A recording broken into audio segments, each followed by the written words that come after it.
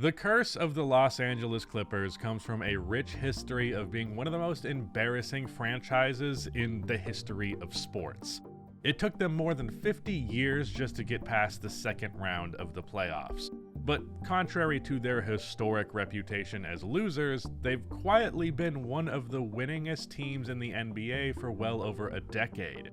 They have the longest active streak of winning seasons in the NBA at 13.5 seasons, having not finished below 500 since they acquired Chris Paul in the 2011 offseason, and he left the team 7.5 years ago. The Clippers also have the second highest win percentage in the NBA since the 2011-12 season, being just a few wins behind the Warriors, who have 4 championships in that time, while LA doesn't even have a single finals appearance. The only thing they have to show for all of their recent success is breaking that 50-year streak. Everything else has been a series of unfortunate events, from blowing a 3-1 lead to playoff P to season-ending injuries, not to mention the infamous Donald Sterling scandal in the middle of it all. After Chris Paul leaving and Blake Griffin getting traded, the Lob City era ended, and LA set their sights on the NBA's next disgruntled superstar, Kawhi Leonard, who was being called the best player in the world by the 2019 offseason, fresh off of taking the Raptors to their first title in franchise history. Kawhi was supposed to be the savior of the Los Angeles Clippers franchise, the guy who would truly break their curse. Now, over 5 years removed from him joining the team, it's looking all but certain he'll just be another part of it. Especially after the team let his co-star Paul George walk in free agency. And considering what the Clippers gave up to bring these two together, a lot of people have suggested that the Clippers should regret having pursued Kawhi Leonard in the first place. So what's true? Are the Clippers foolish for investing so heavily in Kawhi? Were they destined for downfall due to their curse? Or is there something even more sinister at play? Welcome to NBA Deep Dive. Before I begin today's deep dive, I want to shout out our sponsor, Factor. Generally speaking, for me, eating consistently and eating well has been extremely difficult in the past. Luckily, today's sponsor, Factor, makes both a lot easier. Factor is very customizable. You can specify options to your dietary restrictions with over 35 meals to choose per week. There are calorie-smart options if you're trying to lose weight, keto options if you're dodging carbs, and protein plus if you're getting back in the gym. I even went vegan this time just to switch it up. Factor is more affordable than takeout and even more convenient with fresh, never-frozen meals delivered right to your door. Then it's only 2 minutes in the microwave and your meal is ready. If you have a busy schedule like me, being able to prepare something quickly like you can with Factor helps so much. Factor eliminates the hassle of prepping, cooking, and cleaning up. Simply heat and savor the good stuff. Head to Factor75.com or use a link in the description and use code 50RustyBuckets to get 50% off of your first Factor box. Again, that is code 50RustyBuckets to get 50% off of your first box, and a massive thank you to Factor for sponsoring this video. Once again, we need to do a quick rewind to catch us up on what franchise Kawhi has decided to shack up with. Back in 1970, the NBA expanded by adding 3 new franchises: the Portland Trail Blazers, Cleveland Cavaliers, and the Buffalo Braves.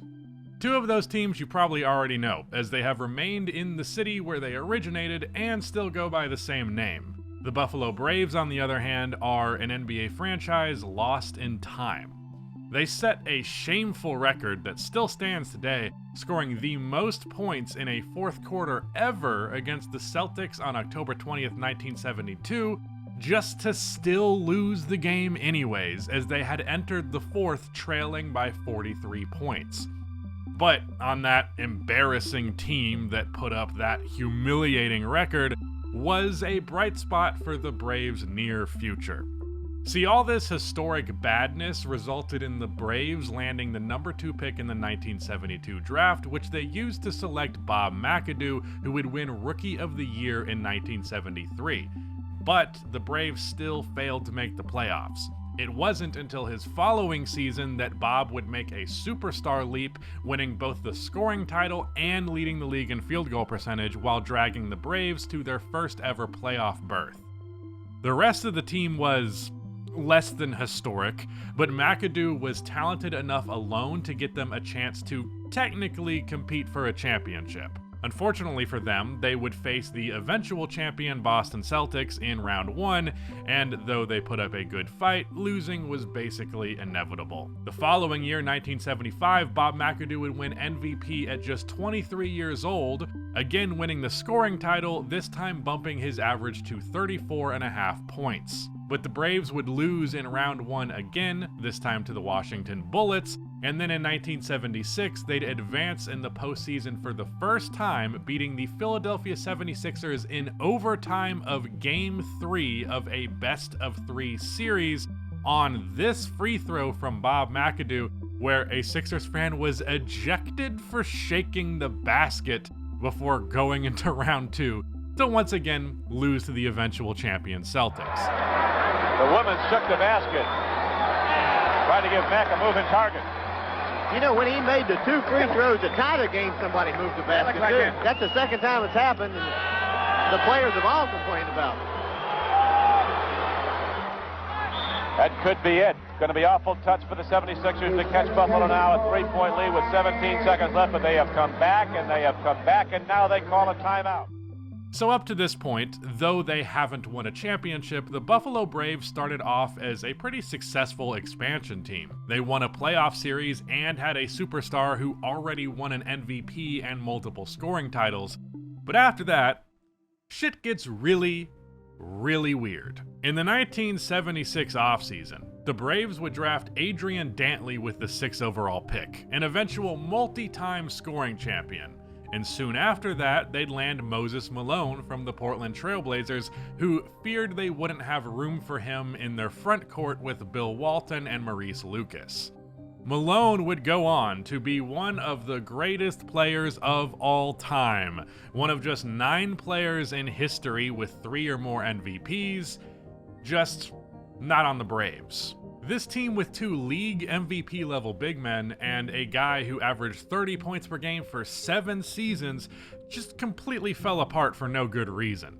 Moses Malone played just 6 total minutes for the Braves before being traded to Houston. This was allegedly due to Malone being understandably unhappy about playing 3 minutes a game. It's still disputed why this went down the way that it did, with reports suggesting it being a contract dispute, but Malone would make an immediate impact on the Rockets, and he'd win MVP just 2 seasons later, averaging 25 and 17. McAdoo's contract was also set to expire, so he got shipped to the Knicks in exchange for cash?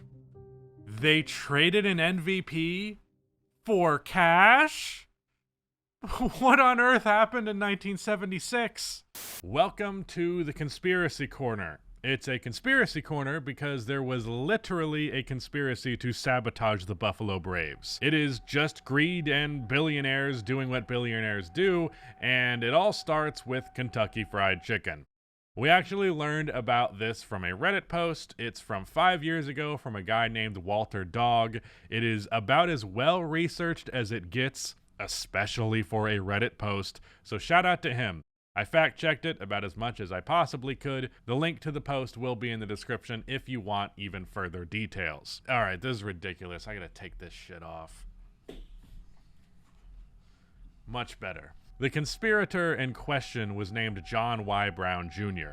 Long story short, he's a rich kid from Kentucky who, as a young entrepreneur, somehow met Colonel Sanders and bought KFC from him. Then, just 8 years later, that purchase turned into $284 million when he sold all of his stock in KFC in 1971. Which, when adjusted for inflation, would be $2.2 billion in today's money. So technically, John didn't have $1 billion to his name at that time, but he wielded the same power as a modern-day billionaire. John Y. Jr. decides to spend a part of his fortune on an ABA team, the Kentucky Colonels. It is ironic. He then appointed his wife and 10 other women to the team's board of directors.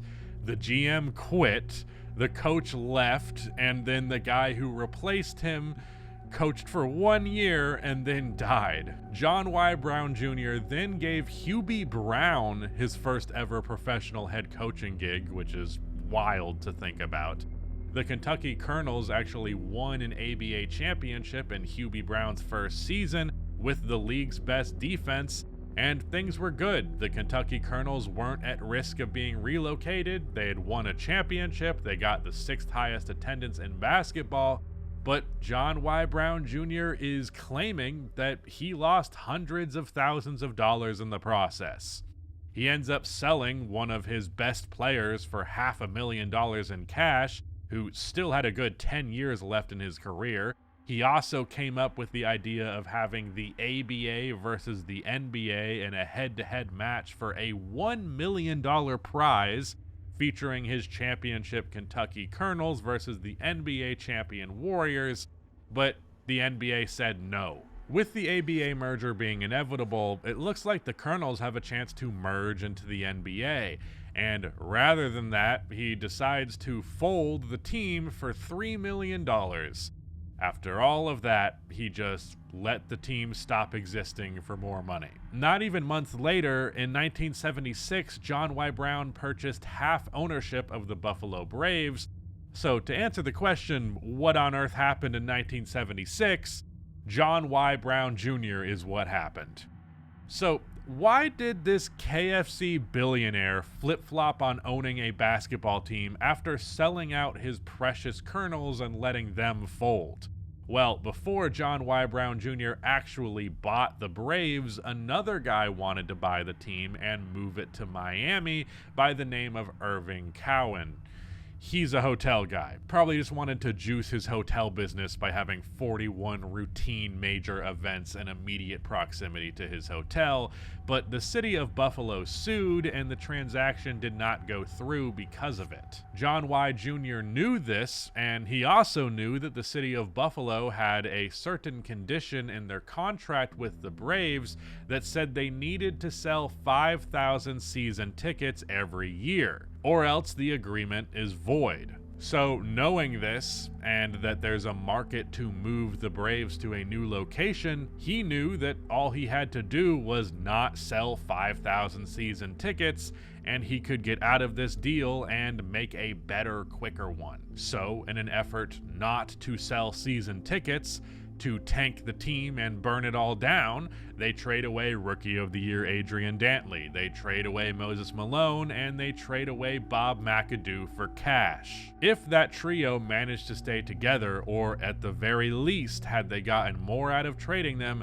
there might very well still be a Buffalo Braves franchise to this day. But instead, a billionaire bought the team, explicitly intending to ruin its relationship with its city. This whole Clippers curse nightmare could have been avoided altogether, but some madman made sure that this is the version of history that we got. Having successfully pulled off his operation, John Y. Jr. decided to sell the team not to the first guy, Irv Cowan, but to another guy named Irv Levin. The two rich guys traded franchises. Didn't know you could do that. Irv would then move the team to San Diego, and Brown would give up his Celtics stake after some hilarious trades, beefing with Red Auerbach, and then running for governor of Kentucky, which he won. That's a story for another time. Alas, we have uncovered the origin of the Clippers curse. It's not anything mysterious. It is just a real conspiracy where a billionaire used and abused this professional basketball team to enrich himself. Going from meeting Colonel Sanders, becoming a billionaire off of KFC, being an ABA champion, and a Buffalo Braves saboteur, before ultimately giving up on his hoop dreams of sorts to just be the governor of Kentucky. But the effects of this Kentucky Fried curse would be felt by this NBA team for the rest of their existence. Yeah, shout out to the guy who made the original post on Reddit 5 years ago, WalterDog12, you are the GOAT, and this has been the Conspiracy Corner. After wiping the team of all of its talent, the Braves would see massive declines in attendance, and they would eventually move to San Diego when the team was sold, all according to John Y. Jr.'s plan. In the relocation, they would also rebrand as the Clippers. Many have actually claimed that the original name, the Braves, is actually responsible for all of the failures of the Clippers. Braves is a term that was used to refer to Native Americans, and obviously there has been much discussion since the 70s about natives being turned into caricatures for sports mascots. I don't know though. In a way, saying they were cursed by Native Americans for this name also works its way back around to still being pretty racist, so I don't know if I like that take. There are two things I know about white people. They love Rachel Ray, and they are terrified of curses. The truth is not some vaguely racist mysticism. It's just business as usual. Greedy billionaires doing what they do best, making the world a worse place for everyone but themselves for the sake of limitless profit. The Clippers wouldn't do a whole lot better in San Diego. They would spend just 6 seasons there, failing to make the playoffs each year, being bottom 3 in attendance almost every year, and worst of all, after just 3 seasons and some buyer's remorse, Irv Levin would sell the franchise to Donald Sterling, a dirty clan hood that was magically turned into a real boy so that he could make billions off of exploiting people's need to, live somewhere. We will get into the depravity of this individual further down the road, but rest assured, said depravity affected this franchise every single year in some shape or form. Yet again, ownership changes hands, and the new guy in town wants to ship the team somewhere that's theoretically more profitable. Donald Sterling tried to make the move from San Diego to Los Angeles in 1982, but was denied by the league. I'm not really sure why they would do that, but just to speculate, maybe it's because they already had a storied, uber-popular franchise in Los Angeles that just so happened to be in the midst of a dynasty. The league didn't think the Showtime Lakers needed an understudy. But Sterling would not take no for an answer, filing the move to Los Angeles again just a couple of years later in 1984, and after a second denial, he just moved them there anyways. I didn't know you could do that. This sparked a lawsuit from the league and a countersuit from Sterling, which he eventually won, meaning that there would now be 2 franchises in Los Angeles. Just like in San Diego, the Los Angeles Clippers sucked ass, and they would fail to make the playoffs altogether in the 1980s. This despite fielding some interesting talent. They would trade for Norm Nixon, Marquise Johnson, Doc Rivers, and Ron Harper, and they'd draft Danny Manning and Charles Smith. All of this culminated in their first playoff appearance as the Clippers in 1992, the first overall since they made it as the Buffalo Braves in 1976. Quite a drought. They would lose in round 1 to a pedo and an anti-vaxxer, and the following season, after swapping Doc Rivers for Mark Jackson, they'd make the playoffs again, this time taking their first round exit from the Rockets. But after that, we once again just got an objectively super weird season from the Clippers. Most of their core remained with the team, but they also added a 34-year-old Dominique Wilkins to the roster at the 1994 trade deadline. Wilkins proceeded to average nearly 30 points per game for the remaining 25 games of the year, but to pull off this deal, they had to send their 27-year-old all-star Danny Manning to Atlanta. They would fail to make the playoffs as the Clippers won just 8 of those 25 games with Dominique, and then he just left them in free agency for the Celtics anyways. So they traded a 27-year-old all-star for a 34-year-old who put up empty stats in 25 games before just walking away. What a franchise, man. This resulted in 3 more seasons without a postseason appearance. They somehow made it with 36 wins in 1997, getting swept by the pedo and anti-vaxxer again, and it would be another 8 seasons before they'd make it back to the playoffs. This time, thanks to Elton Brand, who the Clippers acquired from the Chicago Bulls, because Brand was really good in his first 2 seasons with the Bulls, and if there's one thing Chicago as a franchise just absolutely will not allow, it's talented players being on the roster long-term post-Michael Jordan. Brand would average 25 and 10 in 2006 alongside an older Sam Cassell and Corey Maggette, and the Clippers would actually make it past round 1 for the first time in their history as the Clippers, getting past Carmelo Anthony's Nuggets in 5 games before losing a 7-game series to Steve Nash's Suns without Amari Stoudemire. They fell just 1 game short of the conference finals, but don't you worry, I'm sure they'll be there in no time. Unfortunately, the following year, Sam Cassell and Elton Brand would see significant dips in their scoring averages, combining for 9 fewer points per game, resulting in 7 less wins and missing the playoffs yet again. In another stroke of bad luck, Elton Brand would rupture his Achilles in the offseason, managing to return for the final 8 games of the 2008 season with the Clippers before walking away in free agency to play for Philly. What followed was once again a prolonged period of being an awful team. To this point in their history, the Clippers have been pretty miserable. They've existed now 38 seasons and only made the playoffs 7 times. That's a really awful hit rate.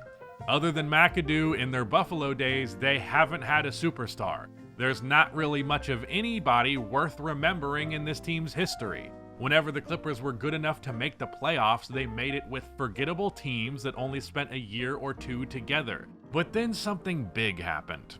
Probably the most important thing to happen in the history of this franchise. The Clippers got the first overall pick in a loaded 2009 draft. With the first pick in the 2009 NBA draft, the Los Angeles Clippers select Blake Griffin. Blake, coming out of college, was the consensus #1 overall pick in a historic draft class. Standing at 6'9" with a vertical that was off the charts, Blake Griffin put the power in power forward. I mean, look at these dunks, man.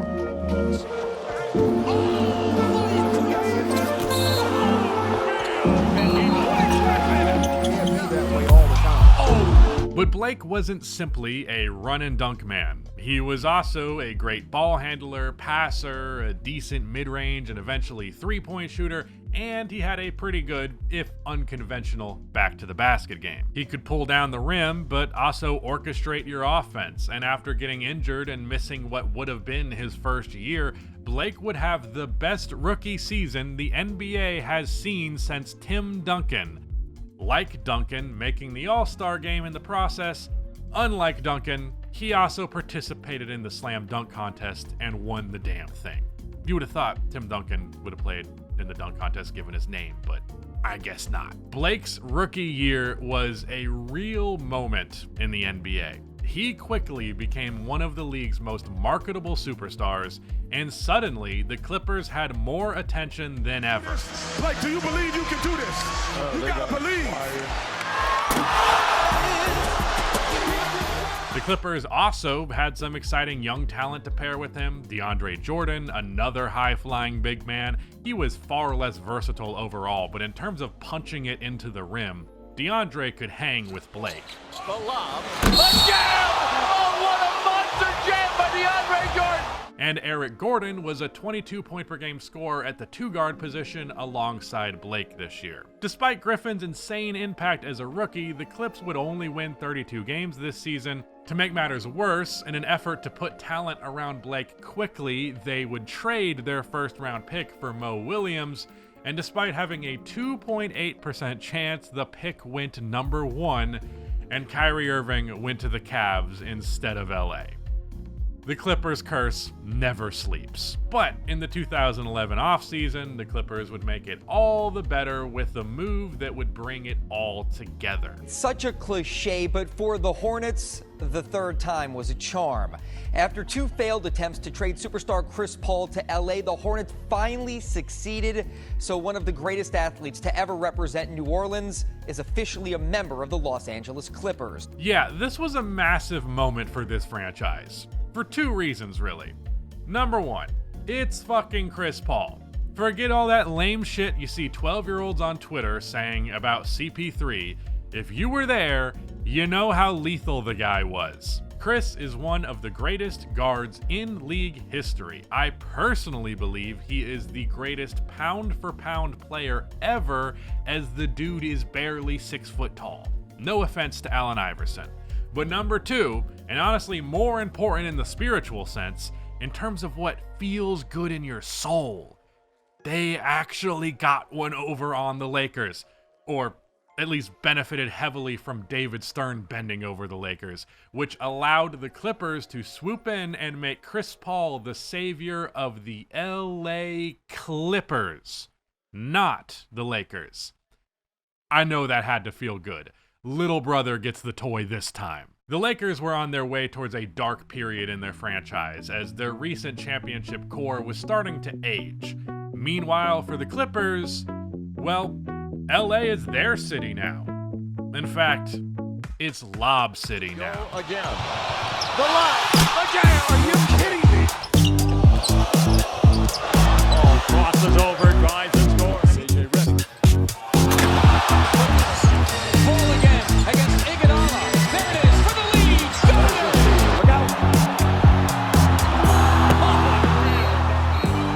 Chris Paul's elite playmaking combined with Blake Griffin and DeAndre Jordan's athleticism unlocked a go-to move that was nearly unguardable: alley-oops. The lob in Lob City isn't just a flashy play, it's super effective. The scoring gravity of the lob creates vertical spacing, and the Clippers' futuristic proficiency in this classic instant highlight puts defenses into impossible positions. Not that lobs weren't prominent in the NBA before the Lob City Clippers, but they definitely feel way more prominent now. Chris Paul's combination of scoring gravity and devastatingly effective playmaking meant picking your poison out of the pick and roll. Either allow a Paul midi or a lob. Say that 10 times fast, picking your poison out of a pick and roll. This is a bad position to be in as a defender because either way you're giving up a clean look. Chris Paul is going to make the right read every time. Lobs are flashy and fun, absolutely, but the lob also won the Clippers plenty of games. With either big screening for Paul and solid to great shooters on the wing,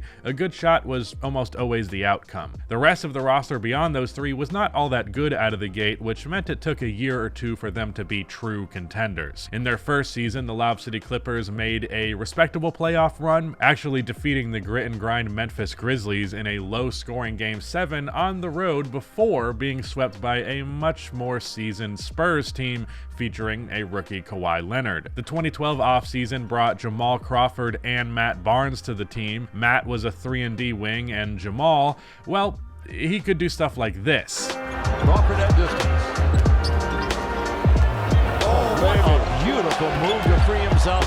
On their next playoff run, even though the roster was better and they had home court advantage this time, they ended up letting the Memphis Grizzlies get revenge, losing in 6 games in round 1, with both Jamal Crawford and Blake Griffin underperforming. The 2013 offseason saw the addition of JJ Redick, a sharpshooter who elevated the Lob City offense to another level by giving CP3 an elite 3-point shooter to kick out to. The Clippers shot just 30% from 3 in that Memphis series loss, so having a sniper like JJ to rely on added a whole new dynamic to the team. This wasn't their only improvement though, as Blake Griffin took a superstar leap, going from a then career low 18 points per game to a then career high 24.1 and coming third in the MVP race.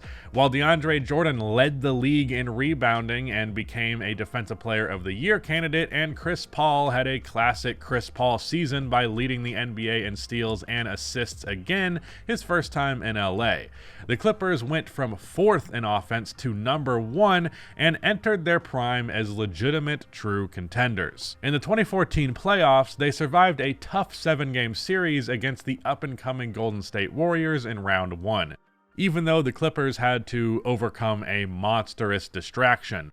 They found themselves in the national spotlight for non-basketball related reasons following winning a tight Game 3 98-96 on April 24th. Because April 25th was when the world learned just who Donald Sterling really was. Accused of making racist remarks caught on tape, players and fans are increasing the pressure. His reported girlfriend, V. Stiviano, so often seen with him courtside, We talk to you for just a quick second. today dodging swarms of reporters. I'm Mr. Sterling's right-hand arm man. I'm Mr. Sterling everything. I'm his confidant, his best friend, his silly rabbit. His what? His silly rabbit. His silly rabbit? Yes. Is that what he calls you? No. It's one of their alleged conversations that's at the center of this firestorm. A recording of a racist rant, apparently by the Clippers owner. Yeah, it bothers me a lot that you want to broadcast that you're associating with black people. You have to. The recording was obtained by TMZ and Deadspin and is believed to have stemmed from this picture showing Stiviano with basketball legend Magic Johnson. She posted it on Instagram. Don't come to my games. Don't bring black people and don't come. Do you know that you have a whole team that's black that plays for you? Do I know? I support them and give them food and clothes and cars and houses. The team considered boycotting Game 4 before instead electing to wear their shirts inside out to obscure the Clippers' branding. He's got to give up the team. If he doesn't like African Americans and you're in a league that's over 70% African Americans. And I think that we just have to be clear and steady in denouncing it, teaching our children differently. V. Stiviano's attorney said the tape is real, but denies that she released it. Stiviano is being sued by Sterling's wife, Rochelle, for embezzling millions, including a $1.8 million apartment and luxury cars. Stiviano insists they were gifts. Today, in a conference call with reporters, the Clippers' own coach, Doc Rivers, said he thinks Sterling made the racist comments. Yeah, I believe he said those things. I can't tell you how upset I am, our players are. In round 2, this happened.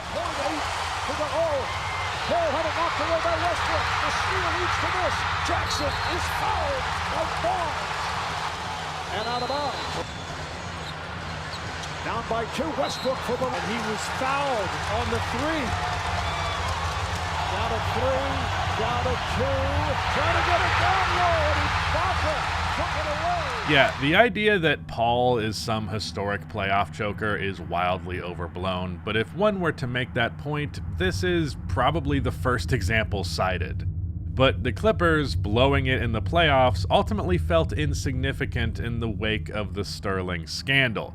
This was coincidentally right as Adam Silver was taking over as the NBA's commissioner as well, so he had to make a statement by acting swiftly. I'm not as sure about what they ought to announce as what they should announce. I suspect there'll be an indefinite suspension. You cannot have Donald Sterling sitting in his usual courtside seat on the floor, absorbing all that television attention during an NBA game. The league can't want that, and his television partners cannot want that.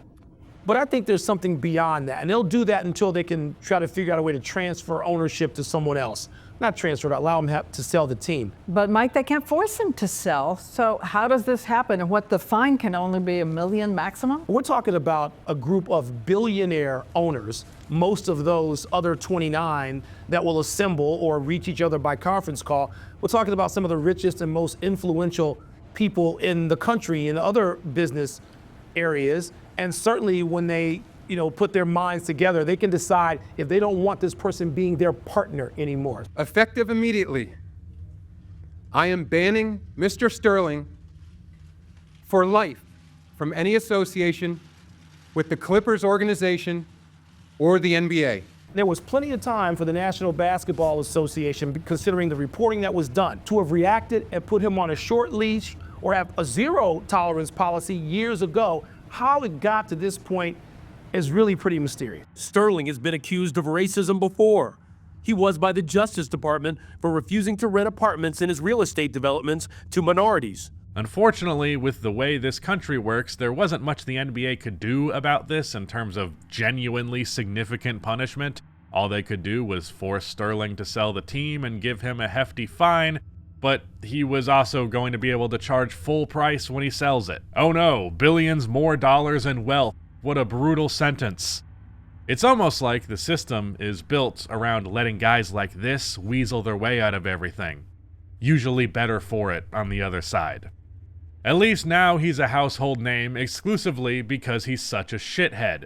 This moment in time was not only a distraction then, but Sterling's conduct was bad throughout his entire tenure as owner. He only cared about profits and operated as such, and beyond this incident, there have been a handful of horror stories to come out about Donald's misconduct. He was sued twice for sexual harassment, both instances being with Clippers employees, and outside of the Clippers, he has also been sued for housing discrimination, allegedly saying a bunch of shit even more racist than in that recording. He countersued the NBA for $1 billion, but then he got Alzheimer's and was deemed lacking in the medical capacity to be a trustee. Womp womp. Ex-Microsoft CEO Steve Ballmer paid $2 billion for the Clippers on August 12, 2014, about 109 days after TMZ introduced the world to Sterling. And he definitely brought an energy and enthusiasm that was lacking with the previous evil overlord. The key to industry transformation, the key to success is developers, developers, developers, developers, developers, developers. Developers, developers, developers, developers, developers, developers, developers, developers. Yes! Don't get me wrong, pretty much every billionaire is evil at the end of the day. But at the very least, in terms of how he was operating as a owner, it's a big upgrade from the likes of Sterling and John Y. Brown Jr. On the court, the 2014-15 season saw the Clippers repeat their recent regular season success, but their defense slipped outside of the top 10. They faced Kawhi Leonard and the now defending champion Spurs in an incredible first-round series where everyone on the Clippers was on their A game. Besides for one guy. None of the games were all too close until Game 7, which came down to the wire. After a pair of free throws from Duncan, the score was tied at 109 with 9 seconds remaining. Green on Paul. And 1 second left. Clippers 5-2.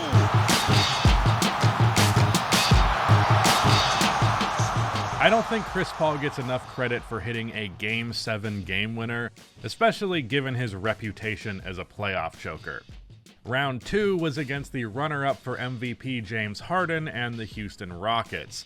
LA started strong, taking a 3-1 lead despite DeAndre Jordan taking 34 free throws from Houston hacking him in Game 4, and winning by an average of over 24 points in those 3 Ws. But then, the curse struck again. Now, throughout Clippers history to this point, we've seen some playoff blunders a little, but for the most part, a lot of the bad luck of this franchise has been injury-related. Game 5, you could blame it on the bench. Chris and Blake scored 52 points combined on 21 of 37 shooting. The rest of the team scored 51 points on 17 of 54 shooting. But if there is any one game that indicates that this franchise is cursed, Game 6 versus Houston is that game. Because it wasn't any of the Rockets' best players that swung the series, it was Josh Smith and Corey Brewer, 2 career bad three-point shooters having career great three-point shooting nights. Houston misses the 3. Redick makes the margins 12. The save by Jordan took out 2 people. Smith thought about launching. He'll hold on.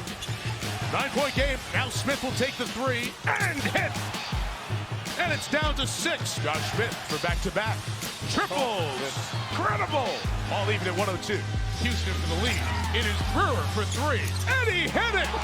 Smith's got Jordan. Steps back, takes it, and makes it. If anything is proof of a curse, that's it. For those closing 3 games, Paul and Griffin, on average, scored 54.6 points per game on 65 of 119 shooting overall, which is 54%, while everybody else averaged 48.6 points on 52 of 155 shooting, which is 33% shooting. Despite the collapse, the Clippers didn't make significant changes. They gave signing Josh Smith a try, brought on an aging Paul Pierce, but ultimately failed to contend again.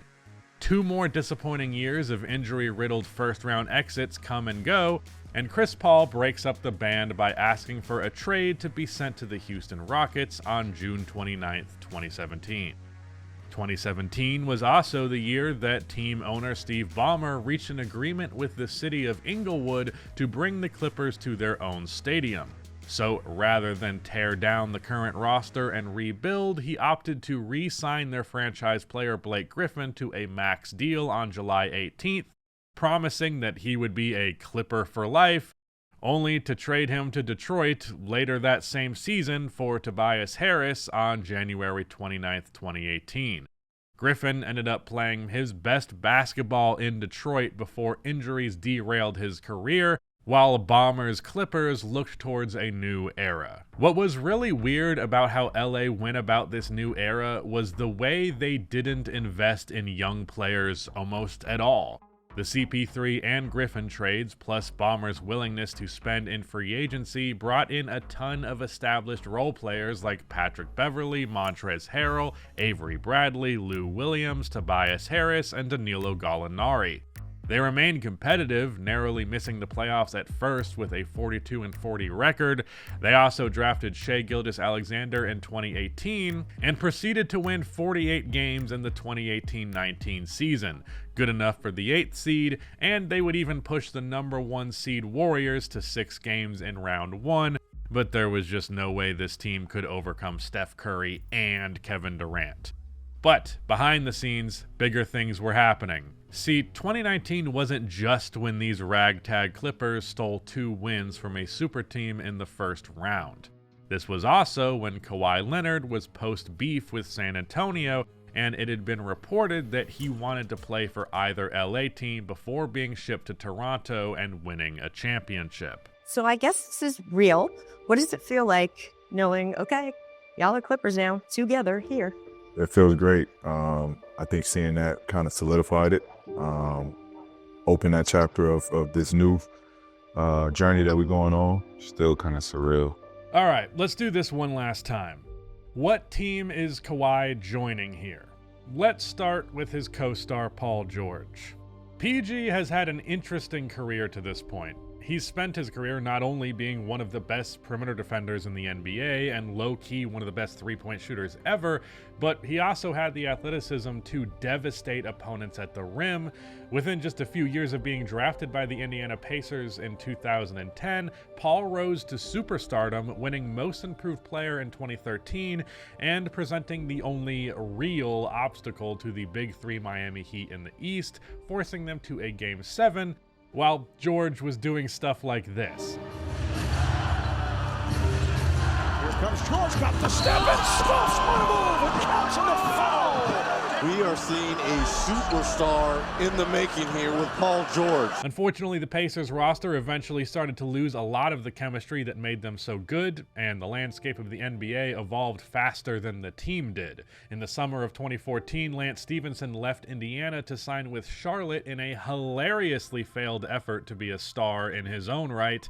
And then just a couple of weeks later, Paul's leg got caught on the stanchion during a Team USA scrimmage in Las Vegas, and his leg went the opposite way that you'd want it to. He missed a bunch of time, key pieces of the roster dropped like flies, and George eventually asked out and was sent to OKC to play alongside the reigning MVP and triple-double machine Russell Westbrook in exchange for an electric guard in Victor Oladipo and budding future star big Domantas Sabonis. PG's first season with OKC in 2017-18 was somewhat of a dud due to the third head of their big three, Carmelo Anthony, and his awkward fit in this team's dynamic. The chemistry was off, and a blossoming Jeremy Grant made way more sense as the other forward in the starting lineup. These Thunder would only win one more game than the previous season, but year two did go a lot better, specifically for Paul George, who arguably had his best season, finishing third in MVP and DPOY voting in 2019. Unfortunately, he was pretty hobbled going into their round one matchup against the Blazers, which resulted in his last possession in a Thunder jersey ending like this. To send the Thunder home. Lillard, long range three, and at some point, you got to let a guy shoot that, don't you, and just live with the results? Yeah. I mean, that's a bad shot. Care what anybody says, that's a bad shot. But hey, he made it. That story won't be told that it was a bad shot. We live with that. Following this disappointment, PG saw the opportunity to go home to Los Angeles and play with the guy who had just led a team to an utterly unlikely championship, and he didn't hesitate to go for it. With the Clippers under relatively new ownership in Steve Ballmer and the Lob City era coming to a definitive, albeit weird close, the team was looking to swing for the fences and make a big move to take on a new winning identity. He coordinated with Kawhi, made it to where the LA Clippers would need to trade for Paul George in order to sign Kawhi as a free agent, or else risk Kawhi signing with the other LA team. And incidentally, he set up the OKC Thunder in the process to dominate in the near future, because that Shai Gilgeous-Alexander guy turned out to be pretty good. Even better than Paul George has ever been, but I'm getting ahead of myself. The Thunder get a Godfather deal for PG, basically collecting enough assets throughout this trade to make it seem like they got paid the full price for both George and Leonard, and this makes the deal eligible for being considered one of the most one-sided trades of all time. It seemed worth it though, as despite George and Kawhi playing the same position, they also play the most flexible position in the sport and had pretty significant differences in play style. George was primarily a three-point shooter with a bit more ball handling and playmaking chops. He really liked to get into his bag, as the kids say, while Kawhi was a mid-range assassin who could operate on just a few simple moves. They could both play the 2 through 4, both were effective with and without the ball, and when you consider the defensive potential between the two, the pairing makes sense. On paper, anyways. I would argue that Kawhi was better off paired with a playmaking point guard as his best teammate, or perhaps as he displayed in 2016 when he led the Spurs to 67 wins, he was better off paired with a scoring power forward. Man, imagine if he could have had both of those. As for the rest of the roster, Lou Williams is a sixth man that was actually good. Same goes for Montrezl Harrell, who broke out in the years between Lob City and Kawhi's era. In fact, both would compete for Sixth Man of the Year this season, with Harrell eventually winning it. Those two as an offensive duo brought a lot of punch to the bench. The actual starting point and five-man were Patrick Beverley and Ivica Zubac. Beverley is your classic 3-and-D guy with a dash of recklessness on the court and Zionist tendencies off of it. Zubac was basically stolen from the Lakers in a trade the season prior, becoming the quintessential prototype for a traditional big. They also traded for Marcus Morris, who was a 20-point scorer on the Knicks. A bit of empty stat syndrome, but hey, the guy could score a relatively efficient 10 to 13 a night. Sure, it meant giving ISO possessions to like your fifth best scorer, but at least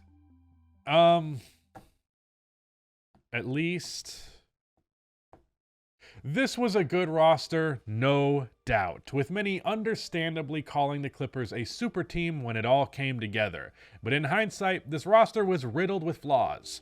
First of all, you have little offense outside of your two stars in the starting lineup. There is also a high propensity for tough shot taking with this squad. Kawhi, PG, Lou Will, and kind of Marcus Morris are your only real shot creators, and they all love tough jumpers. And oftentimes, LA's offense would stagnate because they had an extremely volatile shot diet. I also really don't like the center rotation. Zubac was fine, maybe even above average, but Harrell ultimately played way more, nearly 10 more minutes per game than Zoo, who was a meaningfully better defender, despite the fact that Harrell was basically a 0 or even a negative on the defensive end, not to mention his own limitations within the offense. If it wasn't a pick and roll or offensive rebound, there wasn't much that Trez could bring to the table. But their saving grace on D was their aptitude outside of the paint. The Clippers' perimeter defense was truly great, and it enabled them to be the 5th best defense in the NBA in the 2020 regular season, But in the playoffs, not having any reliable rim protection would kill them. Of the 8 teams that advanced in the second round in the 2020 playoffs, the Clippers were 6th in defensive rating. But their paint defense was not their weakest link. To me, this team's biggest issue was the Doc Rivers of it all. A lot of problems I just mentioned could be mitigated by a better coach at the helm. A good coach can hide weaknesses well enough to allow the team's strengths to prevail. Now, how did Doc do in this role? To be honest, other than I don't know, using Marcus Morris as a 5 in the playoffs against the Mavericks, I can't think of a single remotely creative decision this guy made with this roster. In totality, the more I look at Doc's resume, the more 2008 seems like it happened in spite of him. But there was one final factor that helped kill the Clippers this year. The NBA has made the decision. They have just announced that they are suspending play, finishing after tonight's games. They're going to let tonight's games finish, but starting tomorrow, NBA play is suspended, and then the league is going to use that hiatus to decide their next steps, how they'll go forward. But this is the last night of NBA games for the foreseeable future. Before Rudy Gobert became patient zero of a global pandemic, LA was rolling through the season on their way towards legitimately contending for an NBA title. But the shutdown affected a lot of teams in a lot of different ways, and for the Clippers, being in the bubble affected Paul George's mental health. I know a lot of people think he just has no right to feel that way because he has money and success, but even if that worldview wasn't shitty and unproductive, it wouldn't change the fact that the guy was depressed, and that affected the result. Personally, I don't have the most rigorous schedule, and depression can still be crippling to me. I can't imagine having to put on a brave face for the schedule of an NBA player, especially one that limits the lifestyle aspect to being isolated in a hotel room, only allowed to leave for the occasional scheduled leisure time on site and a basketball game here or there.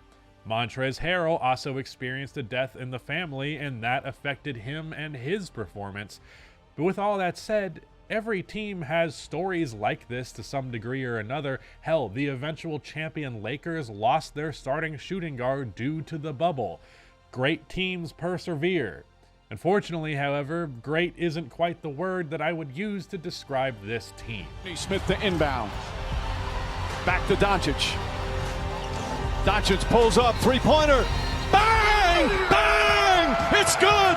Doncic wins the game at the buzzer! In round 1, the Clippers flew all of their red flags by allowing their matchup with Dallas to go to 6 games. Luka Doncic made Kawhi and PG look completely unthreatening as a perimeter defensive duo. He would also attack switches on either of LA's centers, which resulted in Marcus Morris playing a ton of 5, as I mentioned earlier. It got so bad that they forgoed having a rim protector just to have more bodies to chase Luka around. And this is year 2 Luka, mind you. This is right before he experienced the twink death that took his dad's skitball game to the next level. Luka's second fiddle, Kristaps Porzingis, also had a good series, but otherwise this roster was not nearly good enough to hang with LA like they did. But it's fine. Inexperience ultimately decided this series, and in the next round, you have another inexperienced team. So this should be smooth sailing to the conference finals battle of LA. Right. That's how things were looking at first. After 4 games, the Clippers had a 3-1 lead. That should be a wrap, folks.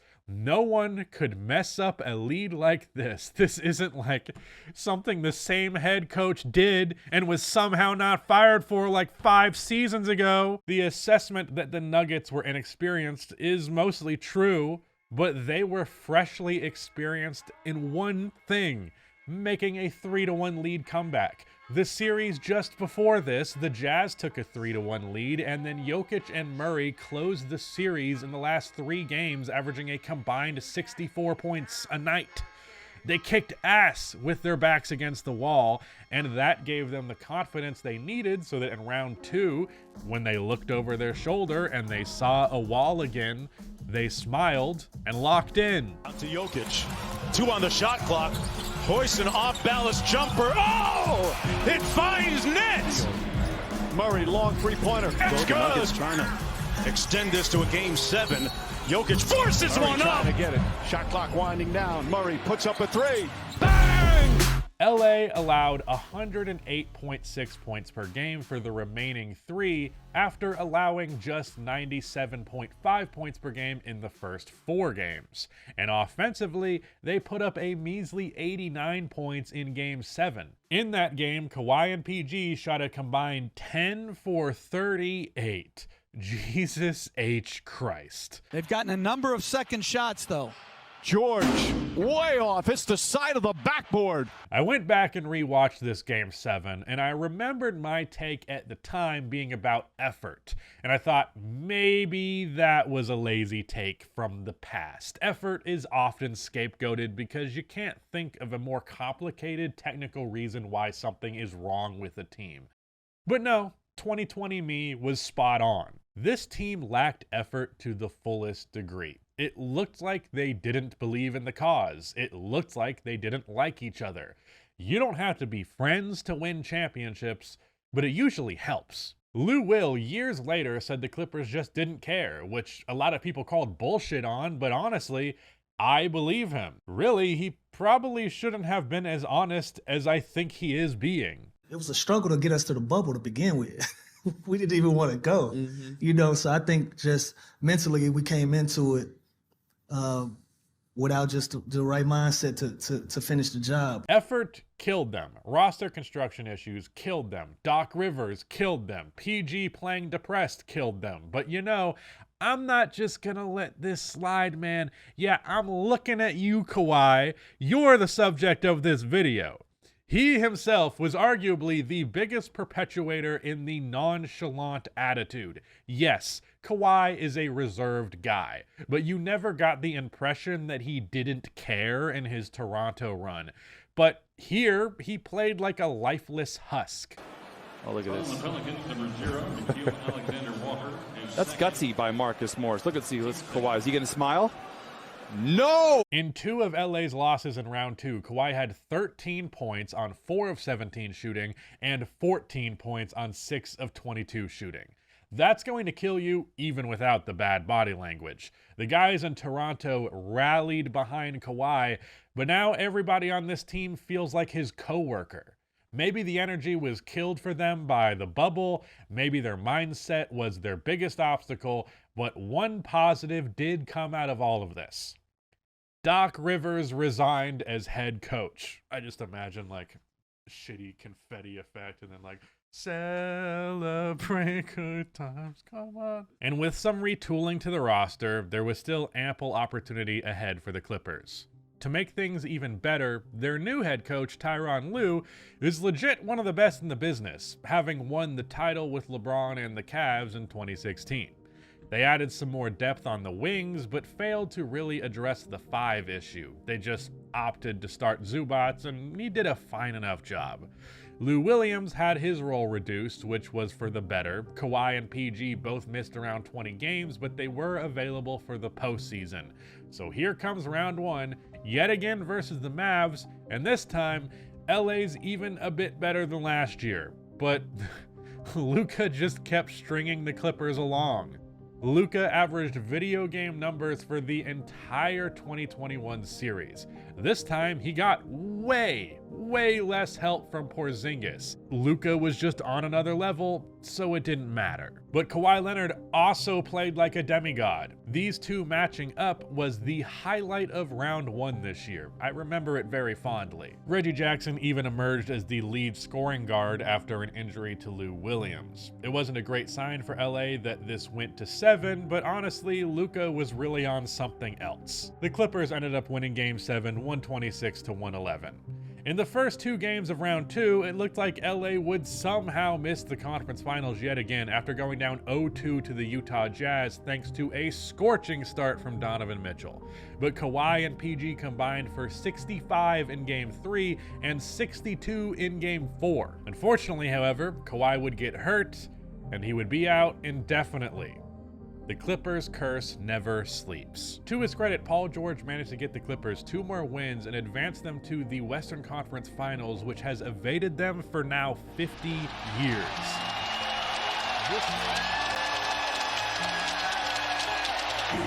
has been 50 years, Paul. 50 years this franchise has been waiting to get to a conference finals. What does it feel like to finally cross into that land for you? Man, it feels great. They rid us off when Kawhi went down. Everybody had to step up. We knew we had to step up in this loss. We're going to call this the Terrence Mann game. Terrence, did you know you had this in you tonight? Yeah, I mean, I just trust my work. Did you know he had this in him tonight? Yes, yes. This series versus Utah was probably his best as a Clipper, and one of his best, period. He averaged 32, 9, and 5 in the closing 4 games. That said, they could not hang with the CP3 Devin Booker Suns, even if, again, they did put up a respectable fight. But hey, at least Chris Paul got his revenge on the Clips, I guess. But don't worry, the news gets worse. Kawhi's injury was actually severe, so severe that he is going to be out for the entirety of the next season. But because they lost their first-round picks in the Paul George trade, they couldn't just tank the season to get valuable draft capital. Instead, they had to have a nothing season that got them 42 wins and no playoff appearance. Just for the record, that first-round pick was used to draft Jalen Williams. And sorry, Clippers fans, it is unfortunately the Jalen Williams that's really, really good. It's okay though. Kawhi is back for the 2022-23 season. Lou Williams is gone, but now the scoring punch comes from the guard tandem of Eric Gordon, again, and Norman Powell, which is, fine, I guess. They even finally get a high-level playmaker for the first time in this era, which is something that had gone unaddressed for far too long. Unfortunately, it came late in the season, and with a player who otherwise had a difficult fit in Russell Westbrook. Russ had fallen from his MVP stature in recent seasons, going from team to team with mixed success, with the low point of his career being earlier that season playing alongside Bron and AD for the other LA team. He looked much better in this LA uniform, but it wouldn't really matter because Paul George got hurt right before the 2023 playoffs, and Kawhi can apparently only manage to appear in just 2 games, so they lose to the Suns in 5 games in round 1, despite Russell Westbrook averaging 23 points per game for the series. The Clippers followed that letdown with their first real big splash acquisition since the Kawhi era began, trading for James Harden early into the season on October 31st, 2023. Harden was leaving a team with bad blood for the upteenth time, which to this point everyone was sick of, so the Clippers got him for pennies on the dollar. Now, I would love to have been excited about this roster, but I was skeptical it would all actually come together. And as the story seems to always go for the Clippers, when the trio of Paul George, Kawhi, and Harden all played together, the team looked good. The team actually won 50 games for the first time post Lob City. Health even permitted the 3 of them to play together quite a bit, but that old reliable curse caught up with them towards the end of the season, as we didn't get to see them together for most of their 2024 playoff run, getting only 2 games out of Kawhi in a 6-game series loss to Luka again in round 1. He was injured and visibly a worse player for it. He sat out game 1, came into game 2 and 3 to try and do his Kawhi thing, and then sat out for the remainder of the series. The Clippers were doomed from the start. Then Paul George just leaves in the offseason. Like it was actually a good old let him walk from LA, because he saw the ship is sinking and understandably wanted off. Not to mention, this ship didn't seem all that invested in him anyways, and now here we are today. Is there a reality out there where Kawhi is magically healthy again and he takes the Clippers all the way to the title with Harden as his sidekick? I mean, sure, maybe. Why not? But more likely than not, the Kawhi era is going to be remembered as a failure. And considering the potential this team had to finally break the Clippers curse, it just makes me sad, honestly. There was a lot of mismanagement that got us to where we are today, but it's hard not to feel like in some way this was inevitable. It's the fucking Clippers. Recently, a lot of discussion has been had about whether or not LA should have gone down this road to begin with. Was it really all that wise to go in with this star forward duo to the degree that they did? I think in many ways the PG trade started the era of overpaying for superstars. Trades for the biggest names in the NBA have only gotten larger in scale and more dramatic in their consequence. It's weird that such a Hail Mary that ultimately fell short overall influenced the NBA's culture around trades so much. I don't think deals like KD to Phoenix look like they do without this trade. Hell, look at what the Pacers got for a younger Paul George just 2 years prior. The difference is night and day. Superstars used to get traded for what feels like virtually nothing. Nowadays, there are major long-term consequences to these deals, and LA is now the poster boy of it, as unfortunately this deal was foundational in building the team that is my personal pick for the title favorite this year. SGA is possibly going to walk away with MVP this year. J-Dub, who was drafted with the pick from the Paul George deal, is going to be an all-star. The Thunder might win 70 games, and they still have 2 firsts from LA that have yet to have conveyed.